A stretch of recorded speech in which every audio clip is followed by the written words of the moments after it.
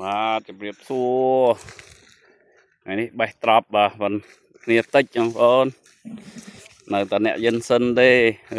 យើងធ្លាក់ផ្លែនោះបានជួមកថងអីហ្នឹងឯងហើយគ្នាថា4នាក់5នាក់ម្នាក់បេះសំដល់ម៉ោង1ដល់អត់ឡើងញ៉ាំបាយទេបងប្អូនចិត្ត1នេះម៉ោង12:50ជាងកែទឹកអីចាំបានញ៉ាំបាយផងប្រហើយបាទនៅតិចទៀតនេះបកមកវិញហើយអស់ហើយម៉ោង1កន្លះហើយមុំបាទប្រុសស្អាតបាទខាងខ្ញុំនេះអ្នកធ្វើការកម្លាំងយើងអត់មានស្រីទេបងប្អូនបាទអត់សូវទៅមុខបាទមានប្រុសសុទ្ធបាទអូចាស់ប្រុសក្មេងមិនអត់មានអដែងស្រីបាទ